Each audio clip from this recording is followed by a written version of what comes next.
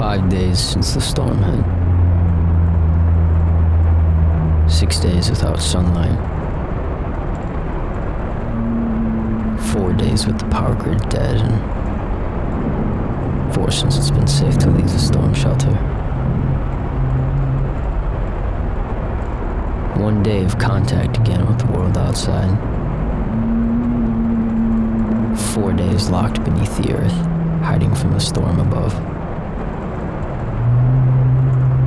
But I learned that the storm itself was nothing to fear.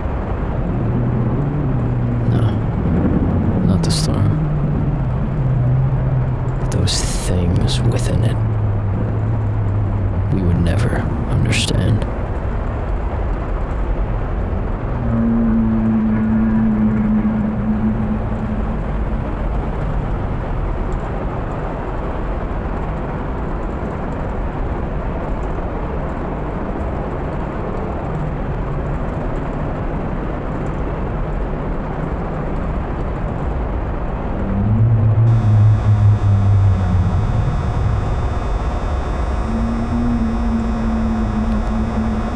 I didn't sleep.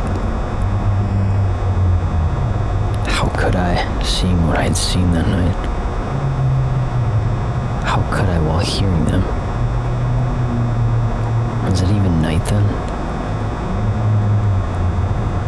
Night seemed eternal here, with darkness not just within but without, and no way for me to keep time. Expecting to stay for less than a night, I hadn't taken a watch. Nothing I brought even had a clock. These small inconveniences I found endlessly. Anything in effort to outrun my thoughts. I was now faced with an impossibility. Remain here, fall into darkness, and swiftly burn through my supplies, or venture out into the rain. The rain with those things. The giants I desperately wished that I'd never seen. I wondered how Eli knew of them. He had told me already that he had no way of seeing out from inside the shelter's walls.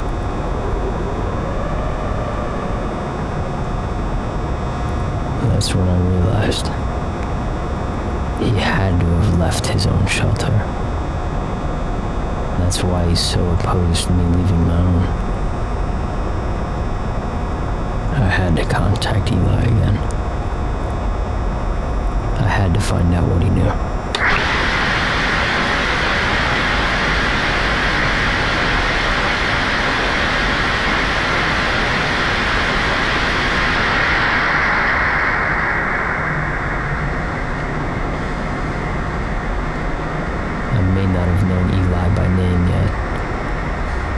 His call sign I did know,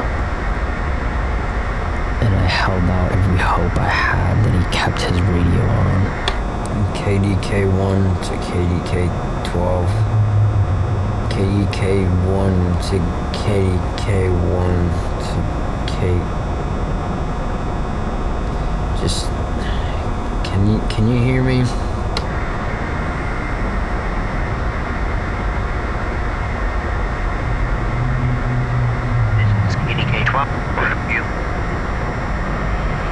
Repeat. This is KDK-12. I hear you. I saw them. What are they? I don't know. I just know that they're dangerous. How did you know about them if you couldn't see outside? I was late to shelter. The winds were low enough that for the first few days I stayed in my home. But even now the winds aren't that high, but I wasn't the only one who stayed outside. Neighbors too. Until those things came.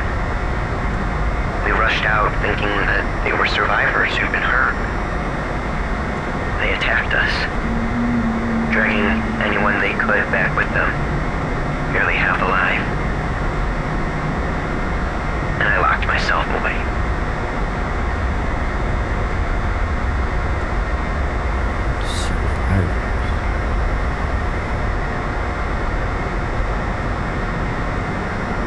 I don't understand.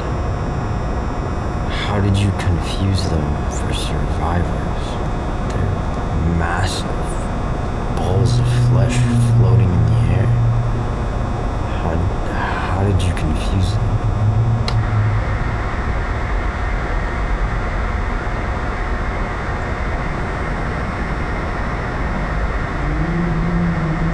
Did you hear me? You've seen something else. Something else? You mean you didn't see the same thing? No, I didn't see floating giants. No, the things that attacked us looked human. They were deformed. They had cancerous growths and lesions all over them. But human. Whatever you saw was different.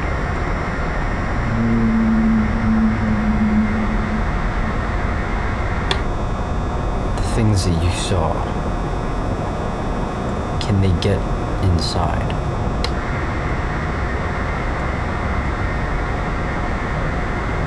I don't know. They were already dragging others away when I took shelter. And they didn't try to follow me in. I don't know if they saw me. I don't know if they could see me. If they even had eyes. But the way they tore into homes. Now that you say that there's others, it's hardly been over a day, but now I wonder, maybe waiting here is just waiting to die. Waiting here to die. And for help that may never come. Waiting for those things to get inside. If I even survived my supply run, I'd only be buying time at best. I couldn't stay. I couldn't wait here to die. How do we get out of here? I have a truck. It's a 4x4. We won't have any trouble getting through mud or anything else. The noise, wouldn't it attract them? Or the lights? Should be able to drive right over the little ones that look like us. The ones you saw? I don't know if we'll have to worry about those, but this is our only shot. We can go out on foot too. It would cause less attention. This storm could reach for miles outside of town. We'll need something that can move us faster than on foot. And a truck's the best bet for a vehicle that's not going to get stuck out there.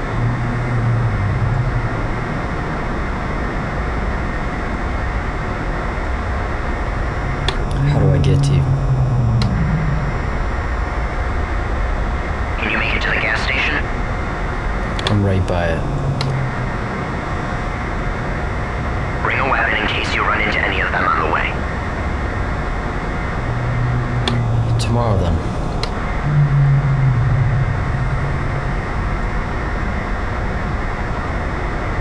We should head out now. Every moment we wait is another moment those things might come for us. I can be there in less than 10 minutes. I'm hungover. What? I said I'm hungover.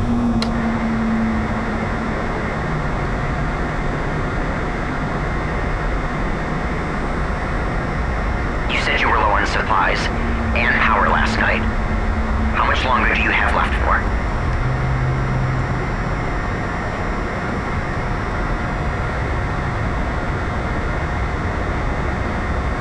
Less than an hour. Either way, you'll have to leave your shelter today. Better for escape than supplies. Alright. I'll be out there in 10 minutes.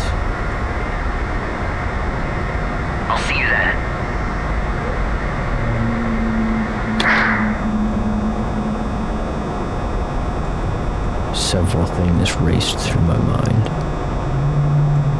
or rather, trudged their way along in my impaired state. Not the least of these was my need for a weapon. Maybe in my home, but knives would allow them to get too close. Whatever the ones Eli saw were, I wouldn't want them getting too close.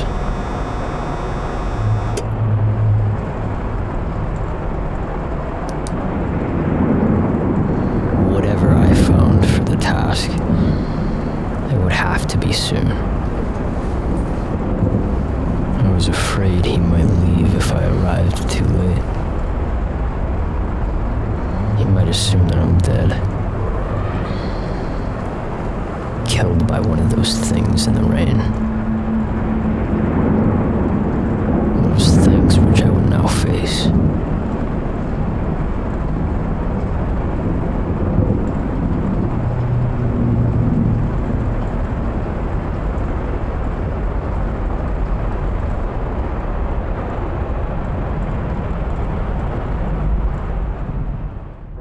Hey guys, James here.